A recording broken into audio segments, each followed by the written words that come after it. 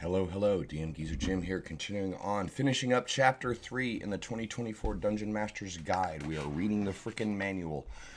Audiobook mode for the first part of the video and a little bit of commentary at the end of it. This is going to be a little bit of a thicker section here. Traps, the bane of adventurer's existence, the way to grind your adventure to a halt, but still an understood part of D&D. So let's get into what we have written first. Traps. Traps should be used sparingly lest they lose their charm. A hidden pit can be a fun surprise, but too many traps in an adventure can lead players to become overly cautious, which slows down the game. The best traps are fleeting distractions that skilled characters can overcome in a short amount of time, or deadly puzzles that require quick thinking and teamwork to overcome.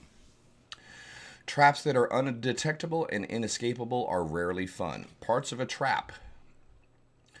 This description of a trap includes the following parts after the trap's name. Severity and level. A trap is designated as a nuisance or as deadly for characters of certain levels. A nuisance trap is unlikely to kill or seriously harm characters of the indicated levels, whereas a deadly trap can grievously damage characters of the indicated levels. Trigger. Traps are often set to go off when a creature enters an area or touches an object. Examples of triggers include stepping on a pressure plate, crossing a tripwire, turning a doorknob, or using the wrong key in a lock. Duration. Some traps have durations expressed in rounds, minutes, or hours. Others specify that their effects last until the trap is destroyed or dispelled. If a trap's duration is instantaneous, its effect is resolved instantly. Use caution when introducing a trap to characters of a level lower than the trap's level range. A trap that is a nuisance at one level range could be deadly to characters of a lower level range. Example traps. These traps are presented in alphabetical order. A collapsing roof is a deadly trap for levels 1 through 4. The trigger could be a creature crossing a tripwire. The duration is instantaneous. This trap uses a tripwire to collapse an unstable section of ceiling. The tripwire is 3 inches off the ground and stretches between two weak supports that topple when the tripwire is pulled. The first creature that crosses the tripwire causes the supports to topple and the unstable section of ceiling to collapse. Each creature beneath the unstable section of the ceiling must succeed on a DC 13 dexterity saving throw, taking 2d10 bludgeoning damage on a failed save or half as much on a successful one. Rubble from the collapse turns the trapped area into difficult terrain. Detect and disarm. As a search action, a creature can examine the trapped area and make a DC 11 wisdom perception check, detecting the tripwire and the unstable section of ceiling on a successful check. Once detected, the tripwire can be easily cut or avoided with no ability check required. At higher levels, you can scale the trap for higher levels by increasing the damage and the save DC as shown in the following table. Left column of the table is the levels, the middle column is the bludgeoning damage in D10s, and the right column is the save DC for a dexterity save. Levels 5 through 10 will be facing 4d10 bludgeoning damage with a save of 15. Levels 11 through 16 could be facing 10d10 bludgeoning damage with a save of 17. And for levels 17 through 20, it's up to 18d10 damage with a save of 19. This is supposed to be a deadly trap. The next section is Falling Net. A nuisance trap for levels 1 through 4. A creature crosses a tripwire as the trigger and the duration is instantaneous. A falling net trap uses a tripwire to release a weighted 10-foot square net suspended from the ceiling. The tripwire is 3 inches off the ground and stretches between two columns or trees. The first creature that crosses the tripwire causes the net to fall on it. The target must succeed on a DC 10 dexterity saving throw or have the restrained condition until it escapes. The target succeeds automatically if it's huge or larger. A creature can take an action to make a DC 10 strength athletics check, freeing itself or another creature within its reach from the net on a successful check. Detect and disarm. As a search action, a creature can examine the trapped area and make a DC 11 wisdom perception check, detecting the tripwire and the suspended net on a successful check. Once detected, the tripwire can easily be cut or avoided with no ability check required. Destroy the net. Reducing the net to 0 hit points frees any creature trapped inside of it. See the player's handbook for the net's statistics. Set the trap. A creature that has thieves' tools and all the trap's components, including a net, can try to set a falling net trap, doing so with a successful DC 13 sleight of hand check. Each attempt to set this trap takes 10 minutes. At higher levels, you can scale the trap for higher levels by increasing the weight of the net, which increases the safe DC and the DC of the strength check. For DC 12 for levels 5 to 10, DC 14 is 11 to 16, or DC 16 at levels 17 through 20 for this nuisance trap. A fire casting statue is a deadly trap for levels 1 through 4. The trigger is a creature moves onto a pressure plate. The duration is instantaneous. When a creature moves onto this trap's pressure plate for the first time on a turn or starts its turn there, a nearby statue exhales a 15-foot cone of magical flame.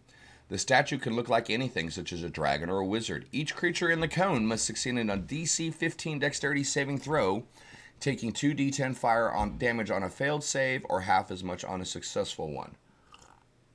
Detect and disarm. A detect magic spell reveals an aura of evocation magic around the statue. As a search action, a creature within 5 feet of the statue can examine it and make a DC 10 wisdom perception check, detecting a tiny glyph on the statue on a successful check. Once the glyph is found, a character can take a study action to examine it and make a DC 15 intelligence arcana check, ascertaining that the glyph means fire on a successful check. As an action, a character can use a sharp tool to deface the glyph, which then disarms the trap. As a search action, a creature can examine the section of floor that forms the pressure plate and make a DC 15 wisdom perception check, detecting the pressure plate on a successful check. Wedging an iron spike or similar object under the plate prevents the trap from triggering.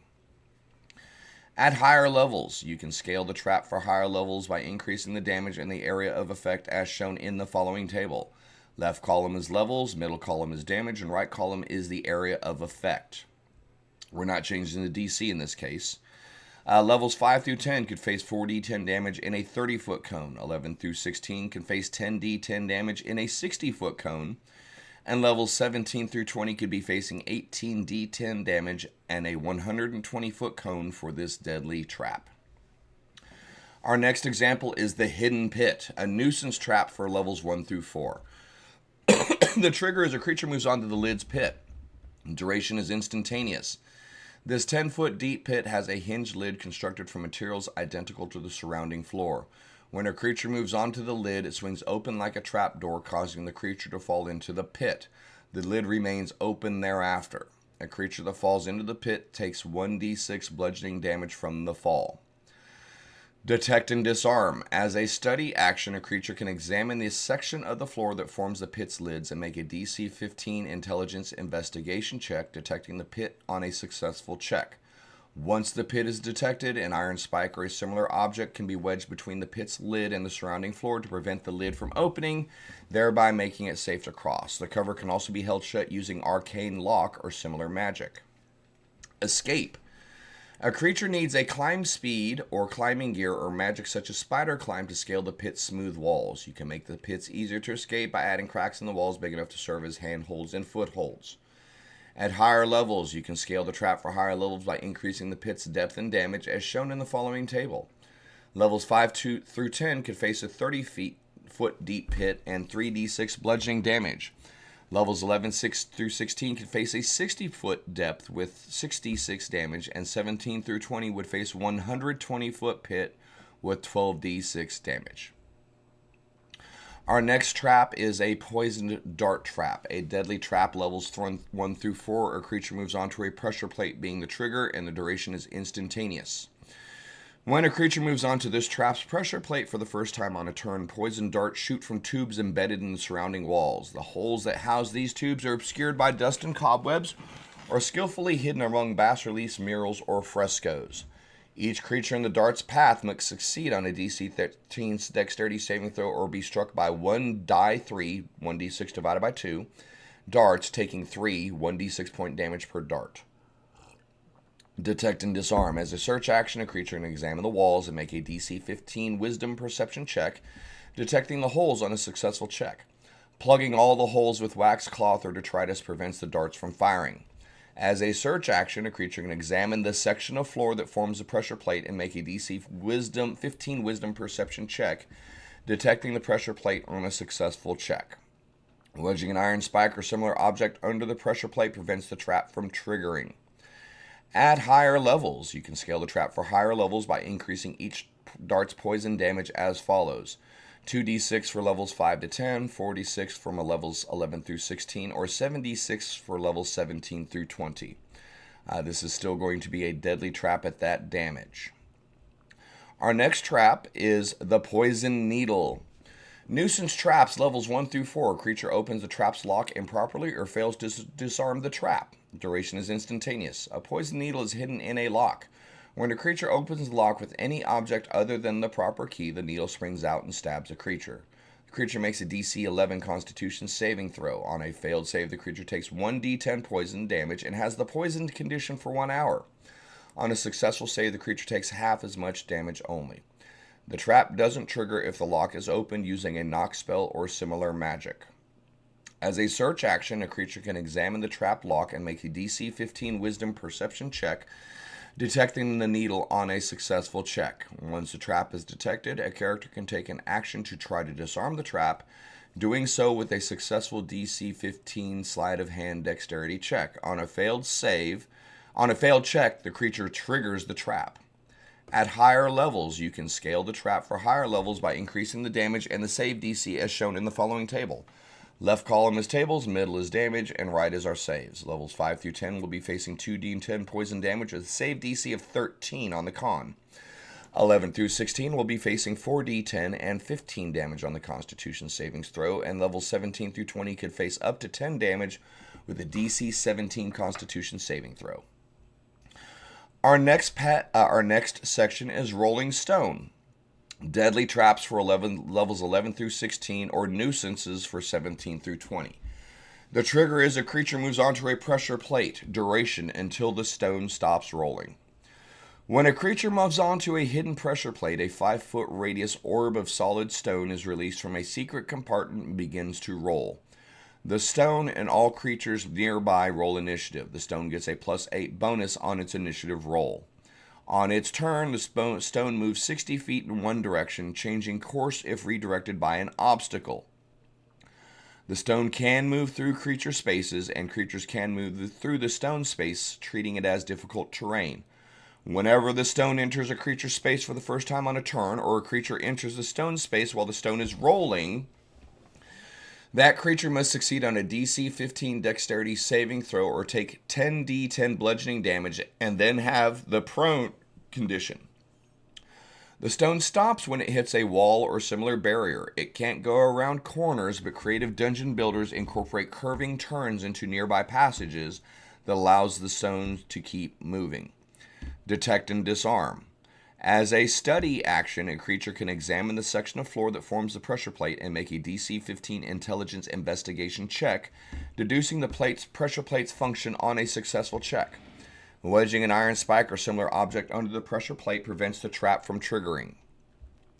Destroying the stone. The stone is a large object that has a AC 17, hit points 100, a damage threshold of 10, and immunity to poison and psychic damage. This is the first time we've talked about damage threshold.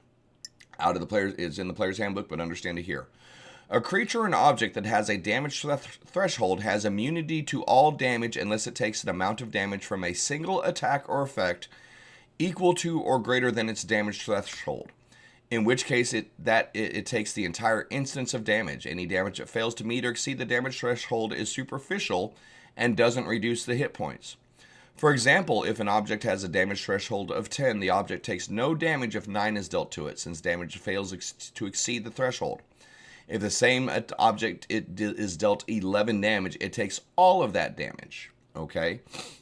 And then slowing the stone. As an action, a creature can try to slow down the stone with a DC 20 Strength Athletics check. If the check is successful, the distance the stone moves on its turn is reduced by 15 feet. If that distance drops to 0, it stops moving and is no longer a threat. Our next trap is the Spiked Pit, a deadly trap for levels 1 through 4. The trigger is a creature moving onto the pit's lid. The duration is instantaneous. A 10-foot deep pit has a hinged lid constructed from material identical to the surrounding floor. When a creature moves onto the lid, it swings open like a trap door, causing the creature to fall into the pit, which has sharpened wooden or metal spikes at the bottom. The lid remains open thereafter. A creature that falls into the pit lands at the bottom and takes 1d6 bludgeoning damage plus 2d8 piercing from the spikes. Detect and disarm. As a study action, a creature can examine the section of floor that forms the pit's lids and make a DC 15 intelligence investigation check, detecting the pit on a successful check. Once the hidden pit is detected, an iron spike or similar object can be wedged between the pit's lid and the surrounding floor to prevent the lid from opening, thereby making it safe to cross. The cover can also be held shut using an arcane lock spell or similar magic. Escape. A creature needs a climb speed, climbing gear, or magic such as a spider climb spell to scale the pit's smooth walls. You can make the pit easier to escape by adding cracks in the wall big enough to serve as handholds and footholds. At higher levels, you can scale the trap for higher levels by increasing the pit's depth and damage as shown in the following table. Levels 5 through 10, pit depth of 30 foot. The damage would be 3d6 bludgeoning plus 3d8 piercing. The next tier would be 11 through 16 with a 60-foot deep pit, dealing 66 bludgeoning plus 8d8 piercing. 17 through 20 could be facing a 120-foot deep pit, dealing 12d6 bludgeoning plus 13d8 piercing. The next section is very, very, very short. When designing your own traps, use the building a trap table to determine an appropriate total amount of damage for the trap to deal based on its level and severity. If the trap also applies a condition, consider reducing the damage. If the trap requires an attack roll or allows a saving throw, use the appropriate columns on the table to determine the attack bonus or an appropriate save DC. So building a trap, our leftmost column is going to reflect the levels that we are dealing with. The first section is for nuisance traps. It's going to tell you the attack bonus, plus 4 on the 2 hit of the trap. It's going to have the save DC, and this will either be Constitution or Dexterity. And then it's going to have the damage dealt in 1d10s, and the same column is repeated further to the right for deadly traps. So this table is a basis for designing your own traps to make sure the damage is balanced for the category. Levels 1 through 4 will be facing, for a nuisance trap, will be facing an attack bonus of plus 4 with a save DC of 10 to 12, dealing 1d10 damage. Deadly traps for this level will have an attack bonus of plus 8, save DCs of 13 to 15, and 2d10 damage. The levels 5 through 10 bracket will be facing an attack bonus of plus 4, save DCs of 12 through 14, and 2d10 damage for nuisance traps. They'll be facing attack bonuses of plus 8, save DCs of 15 through 17, and 4d10 damage on deadly traps.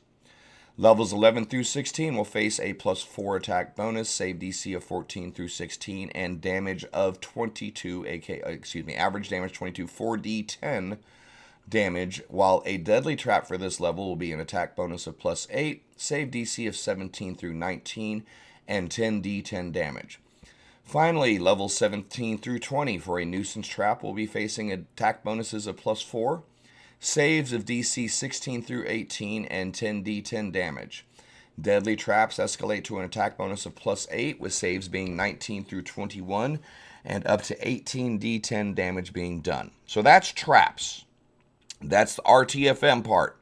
Let me give you a little bit of a commentary here, okay? This is all good information. All of this stuff is useful.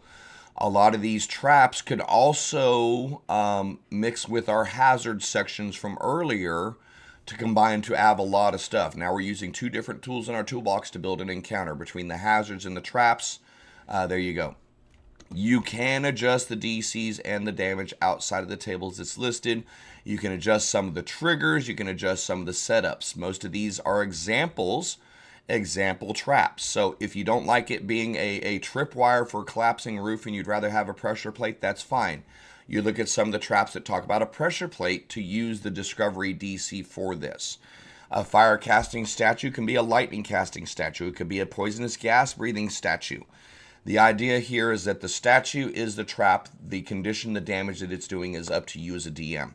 We're using the statue, the fire casting statue, as a basis, as an example for a trap that we want to do more things. If we want the fire casting statue to shoot darts out of its eyes, it's not necessarily a fire statue anymore. It becomes a poisoned dart trap, right? If you wanted a hidden pit to shoot poison darts up out of the bottom, you can do that. You can absolutely combine effects of these traps into, I don't want to say super traps, but the idea behind the examples of traps, they're very basic, they're very rudimentary.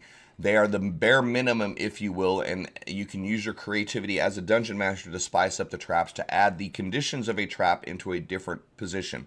A poison needle trap being on a lock, it could be on the handles of a chest. Your poison dart trap can be when the chest pops open. If they didn't use a key, darts shoot out of the lid. You can have a lot of fun with these, but make sure that you're paying attention to the difficulty, the nuisance versus deadly nature of the traps if you start combining them or getting wonky with them. You're setting up the trap. You know the average damage. You know your party's resilience. If your party's lower level doesn't have a ton of hit points to them, then you don't want to use traps that are going to potentially kill them in one shot, unless that's your intent. So yeah, make sure when you're looking at the deadly or the nuisance, in addition to looking at the level brackets, remember your own player characters. Remember their average hit points, their saving throws, their skills, and things like that when you're setting up a trap. You can very easily accidentally TPK a group with a very mundane trap if you don't check your math, okay? The last thing I want to point out before we end this video is when we're looking at the detect and disarms, each of these talks about the section of floor that forms the plate, or the section of floor that forms the lid, or the section of wall that has the holes for the darts, or. When your players are looking for traps and trying to detect and disarm them, you should encourage them to be specific about where they are executing their search. If this is a 40-foot by 40-foot room, that's 1,600 square feet. Okay, did I do that math right? 40, yeah, it's a lot of square feet. Your pressure plate may only be a 5-foot by 5-foot square in this 40-foot by 40-foot room.